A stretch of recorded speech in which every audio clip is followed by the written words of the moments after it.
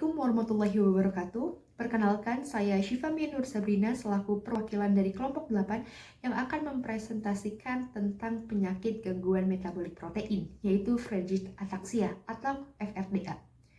Sebelum kami memasuki kepada tahap presentasi, maka izinkanlah saya untuk memperkenalkan anggota kelompok 8. Perkenalkan, saya Syifa Nur Sabrina dengan NIM 87, Munaya Sabrina Azmita dengan NIM 90, Raid Sid Kirabani dengan NIM 93, dan Faiza Izzati dengan NIM 96. Friedreich ataxia merupakan suatu penyakit yang pertama kalinya ditemukan pada tahun 1863 oleh seseorang yang bernama Nicholas Friedreich. Nah, Friedreich ataxia ini merupakan suatu penyakit keturunan yang bersifat resesif autosomal yang dimana diturunkan dari orang tuanya kepada anak-anaknya. Friedreich ataxia ini merupakan suatu penyakit yang bisa dikatakan penyakit yang langka karena memang perbandingannya itu 1:50.000 orang-orang Kaukasia. Friedreich ataxia ini bisa terjadi akibat adanya suatu mutasi protein fruktasin pada kromosom ke-9. Lantas, apa yang terjadi jika dalam tubuh seseorang ini mengalami mutasi pada kromosom ke-9? Seseorang ini akan mengalami suatu kondisi yang dinamakan defisiensi fruktasin. Defisiensi fruktasin ini merupakan kondisi di mana ketika seseorang ini tidak memiliki protein fruktasin yang cukup dalam tubuhnya. Padahal fruktasin ini memiliki peranan yang sangat penting nih dalam tubuh.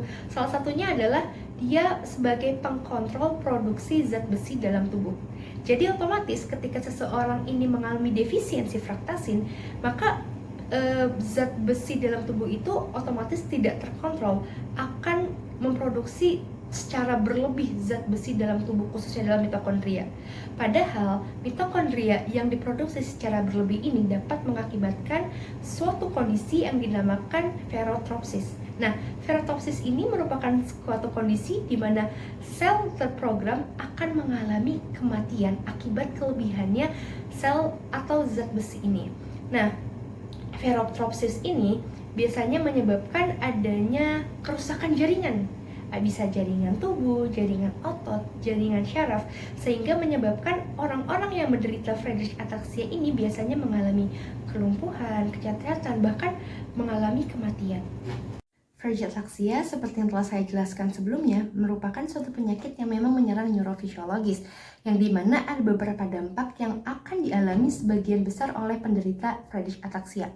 Yang pertama ini ada komplikasi neurologis. Nah, komplikasi neurologis ini biasanya ditandai dengan adanya penurunan kemampuan seseorang dalam melakukan suatu kegiatan atau dalam bergerak.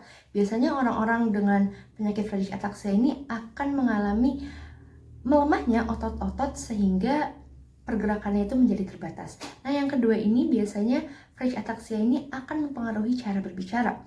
Kondisi ini diakibatkan oleh disfungsi laring. Disfungsi laring menyebabkan seseorang dengan penderita Friedreich ataxia ini akan mengalami kesulitan dalam berbicara. Yang ketiga, akan mengalami kesulitan dalam bernafas pada saat tidur. Yang keempat, akan mengalami penurunan kemampuan penglihatan. Yang kelima itu akan mengalami penurunan kemampuan kognitivitas seseorang. Yang keenam ini penderita Friedreich ataxia akan mengalami yang namanya kelainan pada kandung kemih, yang dimana kandung kemih penderita Friedreich ataxia itu akan mengalami pembengkakan pada bagian atas. Dan yang ketujuh, biasanya orang-orang dengan penderita Friedreich ataxia akan terkena penyakit diabetes mellitus.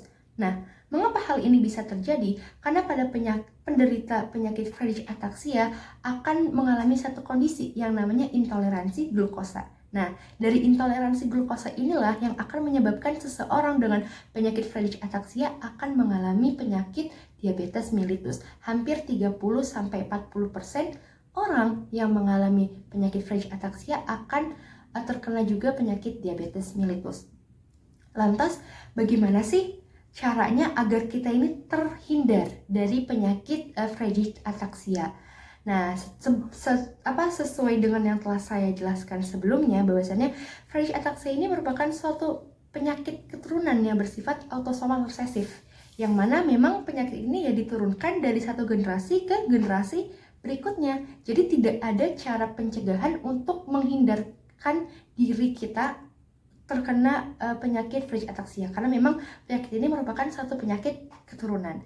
Nah, namun ada beberapa treatment yang diberikan kepada penderita guna untuk memperlambat dampak negatif yang akan diterima oleh penderita Friedreich ataxia dan untuk meningkatkan kualitas hidup seseorang penderita Friedreich ataxia. Nah, salah satu treatmentnya adalah dengan melakukan terapi kelasi. Terapi kelasi ini dipercaya mampu memperlambat pertumbuhan penyakit Friedreich ataxia. Nah, yang kedua ini biasanya karena memang Friedreich ataxia ini menyerang kemampuan bergerak dan juga sensorik, biasanya diberikan treatment nih seperti latihan berbicara, latihan bergerak, terus juga latihan kognitif pada penderita Friedreich ataxia. Nah, hal itu dilakukan guna untuk meningkatkan kualitas hidup seseorang dengan penderita Friedreich ataxia. Sekian presentasi yang dapat kami sampaikan, kurang lebihnya mohon maaf. Wassalamualaikum warahmatullahi wabarakatuh.